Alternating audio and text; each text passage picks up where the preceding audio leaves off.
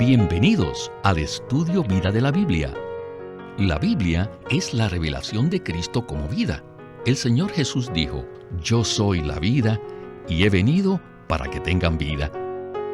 Los invitamos a que visiten nuestra página de internet radiolsm.com y allí podrán escuchar gratuitamente todos los programas radiales del Estudio Vida. En los programas anteriores del Estudio Vida de Génesis, vimos que la experiencia de Abraham con Dios abarca casi 10 capítulos de Génesis.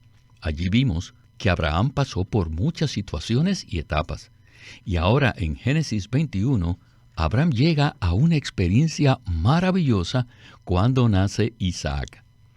Este será nuestro tema en este mensaje que tiene por título El nacimiento y crecimiento de Isaac. Y nos alegra que Oscar Cordero ha regresado al programa para colaborarnos con los comentarios. Saludos, Oscar. Gracias. Siempre es un privilegio estar aquí en el programa.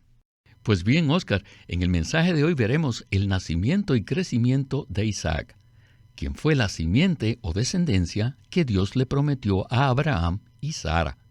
También vamos a ver que había 3 simientes potenciales, es decir, 3 que podrían ser la simiente o descendencia de Abraham. Entonces, ¿qué tal si usted nos explica en forma breve quiénes eran esas 3 simientes y qué significa cada una de ellas? En primer lugar, vemos que Eliezer, el siervo de Abraham, era el heredero de su casa. En Génesis 15:2, vemos que Abraham realmente se queja a Dios de que no tiene ningún heredero excepto este siervo fiel. Sin embargo, Eliezer no era la simiente o descendencia que Dios le había prometido a Abraham.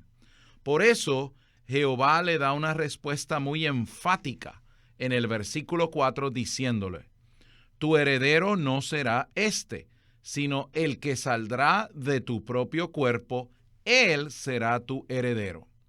El segundo que se menciona es Ismael, quien fue el hijo de la unión de Abraham con Agar, la criada de Sarai, que era la esposa de Abraham. Sarai quería tener un hijo y le sugirió a Abraham que conociera a Agar, y de esa unión surgió Ismael. Ismael salió del cuerpo de Abraham, pero Ismael tampoco era la simiente o descendencia prometida. En Génesis 17:18, Abraham le dijo a Dios: si al menos Ismael viviera delante de ti.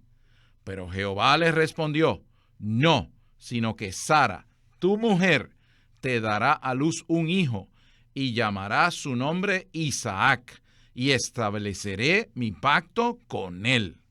Así que el tercero es Isaac, quien fue el hijo de la unión de Abraham con su esposa Sara. Dios estableció su pacto con Isaac. Él nació de Sara cuando ya había pasado el tiempo de Sara para dar a luz. Y en Génesis 18 hay una palabra muy reveladora con respecto a esto, donde Jehová le dijo a Abraham: ¿hay para Jehová alguna cosa demasiado maravillosa? Es decir, Jehová era quien estaba produciendo esta descendencia por medio de Abraham y Sara. Y Dios produjo a Isaac cuando el ser físico de Sara era incapaz de engendrarlo. La Biblia dice que a Sara ya le había cesado la costumbre de las mujeres. En otras palabras, a Sara ya le había pasado el tiempo de procrear un hijo. Sin embargo, Dios intervino para producir la simiente o descendencia prometida cuando la capacidad de Abraham y Sara había sido grandemente reducida e incluso eliminada.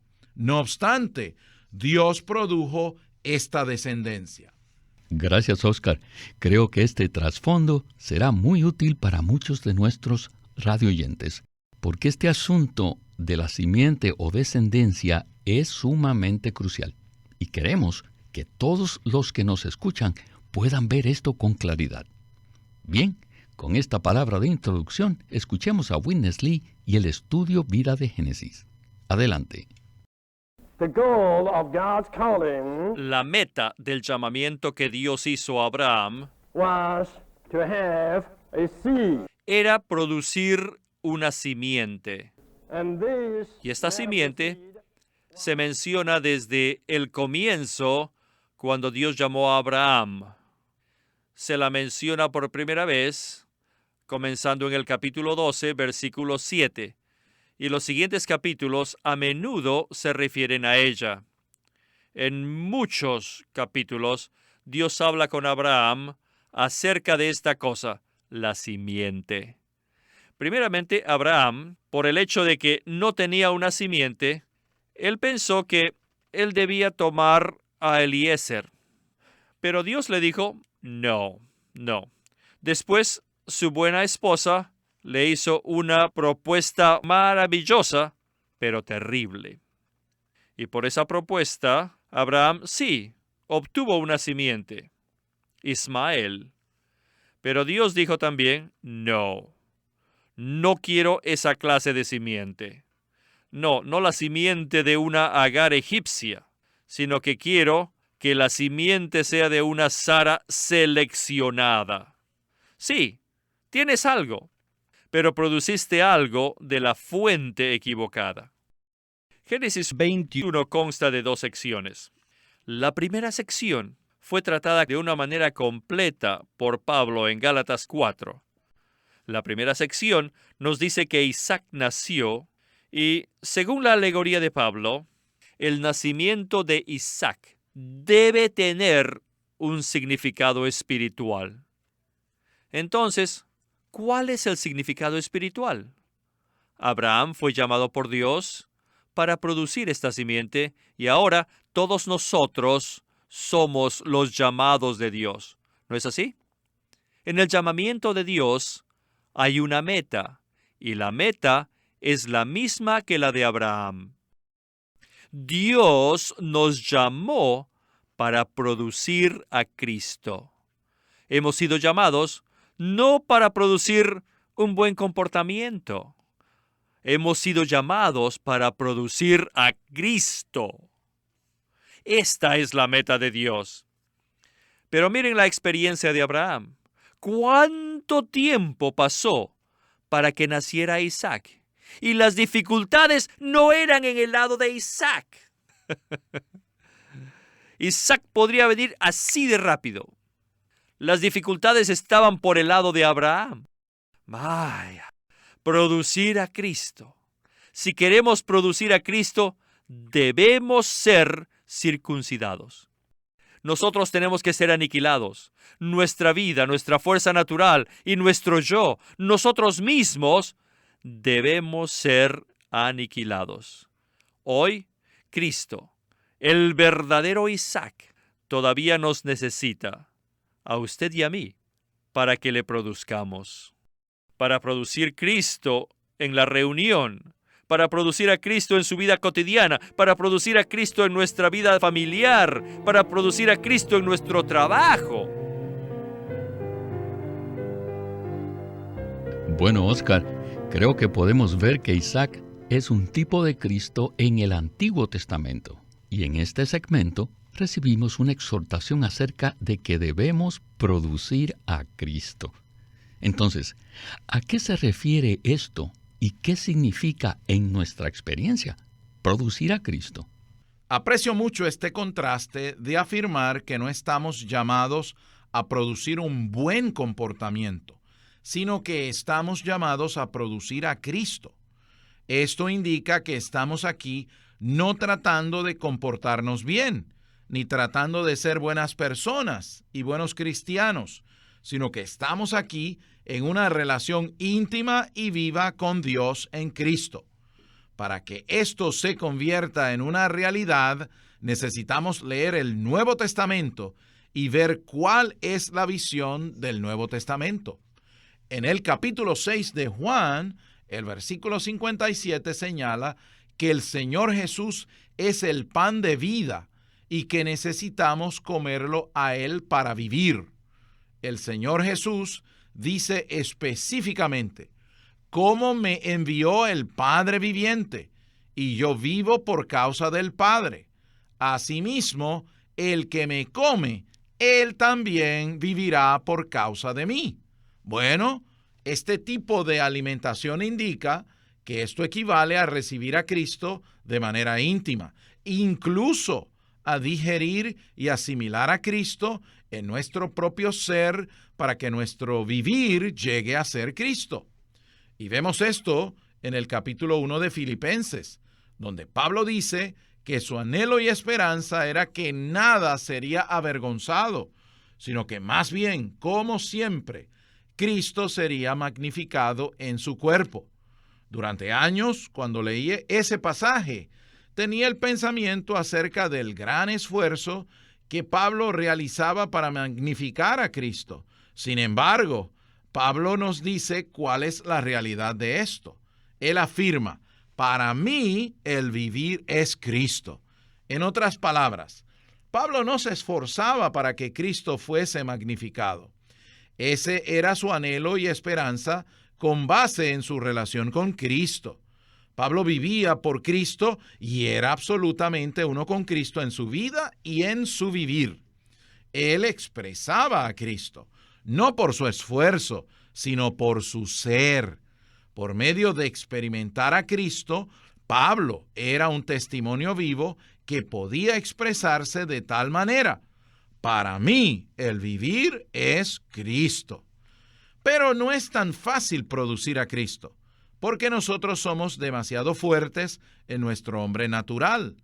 Tratamos de hacer las cosas conforme a nuestra fuerza natural y a nuestro poder natural para cumplir el propósito de Dios. Así que Dios tiene que venir con la circuncisión, es decir, nuestro hombre natural debe ser circuncidado, aniquilado, o como dijo el hermano Lee, debe ser puesto a muerte. Amén. Gracias, Oscar. Bien, regresemos a Witness Lee para escuchar una palabra acerca del nacimiento y el crecimiento de Isaac. Adelante. En este capítulo tenemos el nacimiento de Isaac y también tenemos su crecimiento. ¿Han visto que el nacimiento de Isaac no causó ningún problema? Su crecimiento fue lo que causó problemas. Cuando Isaac nació, Agar y su hijo Ismael no se preocuparon mucho. Sin embargo, después de que Isaac creció, Ismael empezó a burlarse de él. Le estaba molestando. En el sentido bíblico, Ismael persiguió a Isaac. Aquel que nació de la carne persiguió a aquel que nació del Espíritu. Esto es lo que dice Pablo en Gálatas 4. Cuando Isaac creció, este crecimiento suscitó la persecución. Después, aquella, la que representaba la gracia, no pudo tolerarlo. Y abrió su boca y dijo: «Echa a esta sierva y a su hijo, Ismael, porque éste no va a heredar con mi hijo Isaac». Pero Abraham no decía nada a su querida esposa. Así que Dios intervino y le dijo: «Abraham, no te parezca grave. Todo lo que te dijera Sara, hazlo, debido a que solo en Isaac te será llamada descendencia. Nada de Ismael yo podré contar como tu semilla. Solo aquello de Isaac puede ser contado como simiente». Necesitamos ver el verdadero significado de esto. Miren, el día que usted fue salvo, ¿odiaba su vida natural? ¿Odiaba las buenas obras que usted hacía? ¿Odiaba usted a Ismael? No. En cierto sentido tal vez sí, pero no lo aborrecía del todo. Profundamente en nosotros seguimos apreciando nuestro concepto, y esto ha demorado el nacimiento de Isaac. Miren a Abraham. ¡Cuánta demora! Fracaso tras fracaso. Y al final, Isaac vino. Y finalmente, Cristo nació en nuestra vida cristiana. Cristo fue producido en nuestra vida cristiana. ¿Saben qué? Nosotros todavía conservamos a nuestro Ismael. Conservamos nuestro buen comportamiento. Déjenme repasar con usted. Muchos de nosotros nos jactamos de nuestra bondad natural y decimos, yo no era tan orgulloso, yo no era muy orgulloso. Gracias a Dios que soy muy humilde. Todavía se aferra a sus atributos humanos, a su bondad natural. No hay muchos cristianos hoy en día que sean como Sara para decir, echa fuera a esa sierva. Pero, tarde o temprano, Dios vendrá de nuevo, una y otra vez, y nos obligará a abandonar la ley, abandonar nuestro esfuerzo propio y todo lo que hayamos producido. Agar, Ismael, tienen que irse. No hay duda, este realmente es un cuadro muy interesante. Aquí tenemos a los dos hijos de Abraham, y cada uno de ellos representa algo totalmente diferente ante Dios. Y el primero, Ismael, está persiguiendo a Isaac. Entonces, ¿qué representa esta persecución? En primer lugar, creo que debemos reconocer que esta persecución no solo es externa, sino también interna. Hay algo que ocurre en nosotros personalmente, y eso es una persecución del aspecto espiritual de nuestro ser.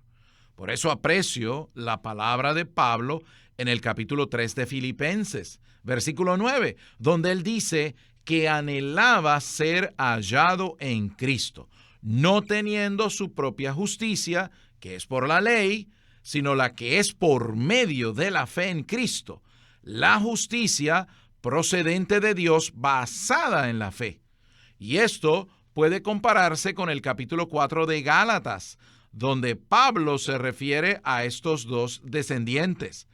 En los versículos 29 al 31, Pablo dice, pero como entonces el que había nacido según la carne perseguía al que había nacido según el Espíritu, así también ahora. Mas, ¿qué dice la Escritura? Echa fuera a la esclava y a su hijo, porque de ningún modo heredará el hijo de la esclava con el hijo de la libre. De manera, hermanos, que no somos hijos de la esclava, sino de la libre. Y lo que esto indica es que como creyentes hay algo que opera en nosotros, algo que sucede en nosotros, que nos presiona hacia una esclavitud religiosa, es decir, a nuestro esfuerzo por complacer a Dios, a nuestro esfuerzo por ser buenas personas. Y como señalamos anteriormente, por un lado, aborrecemos esa vieja naturaleza y ese tipo de comportamiento. Pero por el otro lado, apreciamos la parte buena de esa vieja naturaleza, es decir, nos aferramos a aquello en nosotros que parece ser muy apropiado y bueno. Sin embargo, tenemos que llegar al punto en que echamos fuera todo eso, lo aniquilamos y consideramos que nada de nuestro hombre natural es apropiado, ni bueno, ni efectivo. Somos la nueva creación por medio de nacer del Espíritu para expresar en nuestro vivir la vida de Dios. Si permanecemos en la vieja creación, seremos el hombre miserable del que se habla en el versículo 24 del capítulo 7 de Romanos. ¿Quién podrá librarnos? Sin embargo, en el siguiente versículo dice, gracias sean dadas a Dios por medio de Jesucristo, Señor nuestro. Esta es la nueva creación y esta es nuestra porción. Así que debemos echar fuera todo lo viejo. Gracias, Oscar. Bueno, regresemos a Witness Lee para escuchar la conclusión de este mensaje del estudio Vida de Génesis. Adelante. En la primera sección vimos el nacimiento y el crecimiento de Isaac.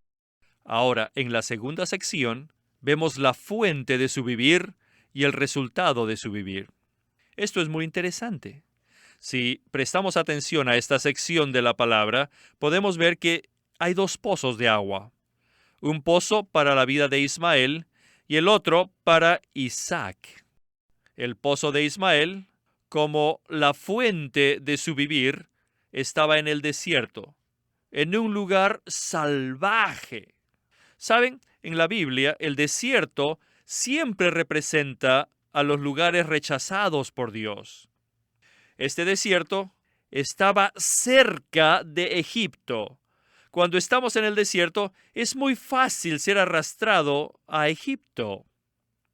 Es decir, que cuando estamos en nuestra alma, cuando estamos en nuestro ser natural, estamos vagando en el desierto y podemos caer fácilmente en el mundo. Número 2. Este pozo de agua, esta fuente de vivir, hizo que Ismael, un arquero, el arquero mata la vida, y el arquero es uno que es un salvaje que mata. El Espíritu aquí en esta porción de la palabra nos enseña que si estamos bebiendo del agua de esta fuente del vivir, la de Ismael, seremos unos arqueros salvajes, usando el arco para matar la vida y para construir nuestro propio reino. Finalmente, este tipo de vivir no solo hace ismaeles, sino también los conduce a la unión con Egipto. Es muy interesante que la madre de Ismael consiguió una esposa para Ismael. ¿De dónde consiguió la nuera? De su fuente, de Egipto. Pero alabado sea el Señor. Aquí en esta porción, como en toda la Biblia, hay otro pozo, otra fuente de vida. Primeramente, esta agua viviente está en Berseba. Este es el lugar de este pozo de agua. Según el relato, este pozo finalmente llegó a ser un pozo redimido. Este pozo fue perdido y fue redimido. Y fue redimido por 7 corderas. En tipología, es muy claro que estas corderas representan la redención completa de Cristo. Nos damos cuenta que todos los días que Isaac crecía, cada sorbo de agua que tomaba era de un agua redimida, era un agua del pacto, día tras día. Desde que comenzamos a conocer a Cristo, la fuente de nuestro vivir, vivimos por una fuente redimida bajo el nuevo pacto. Después del pacto, por este pozo de Berseba, Abraham plantó un árbol de tamarisco, indicando que las aguas que él bebía estaban fluyendo de una manera muy rica. Aquí tenemos entonces la siembra, y con Ismael tenemos el desierto. El desierto representa lo que es salvaje. Todo allí es agreste, pero con Isaac todo está plantado, cultivado.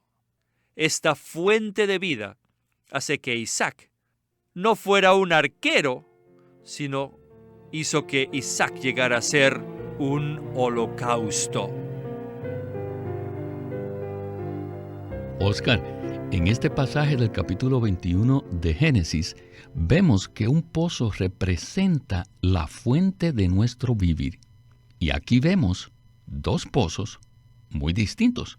El pozo de Ismael en el desierto y el pozo de Isaac en Berseba. ¿Qué nos puede usted comentar en forma breve acerca de este pasaje?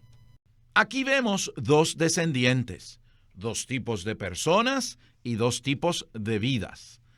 Estos descendientes o simientes son muy diferentes en su origen, y los tipos de personas producidas también son muy distintos. Además, la manera de vivir de ellos también es muy diferente. Cada uno de ellos tiene su propia fuente. La fuente de Ismael era el desierto, lo cual constituyó a él con una vida salvaje, la vida de un arquero, alguien que mataba la vida. Por otra parte, vemos la fuente de Isaac, el descendiente de Abraham, que se produjo de manera adecuada, el descendiente prometido, que ahora bebe el agua del pozo que representa la redención y el pacto. Y el disfrute de esa agua produce otro tipo de persona y otro tipo de vivir. Isaac es una persona que está llena de vida, una persona que planta y riega. Es una persona que incluso llega a ser un holocausto para Dios. Es una persona para Dios, que procede de Dios, que ha hecho un pacto con Dios y que bebe las aguas de la redención. ¡Qué gloria! Es ser una persona que bebe del pozo de Berseba. Y qué vergüenza es ser una persona que bebe del agua que está llena de muerte, el agua que procede de la fuente de este mundo y de la naturaleza satánica. Gracias, Oscar. Disfruté mucho sus comentarios y su compañía en el estudio Vida de la Biblia con Witness Lee. Gracias por invitarme. Este es Víctor Molina haciendo la voz de Matt Miller, Oscar Cordero la de Gary Kaiser y Walter Ortiz la de Witness Lee.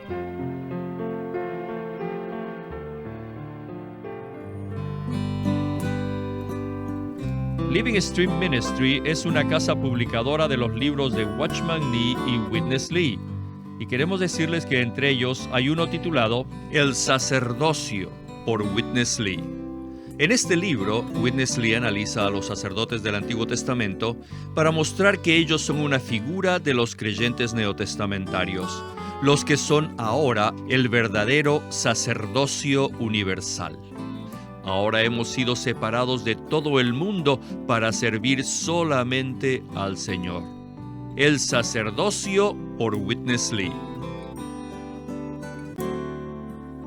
Queremos animarlos a que visiten nuestra página de internet, libroslsm.com. Allí encontrarán los libros del ministerio de Watchman Nee y Witness Lee. Una vez más, libroslsm.com. O llámenos a nuestro teléfono gratuito 1-800-810-1149. 1-800-810-1149. Además, si desean, pueden comunicarse con nosotros enviándonos un correo electrónico a estudiovida@lsm.org. Una vez más, estudiovida@lsm.org.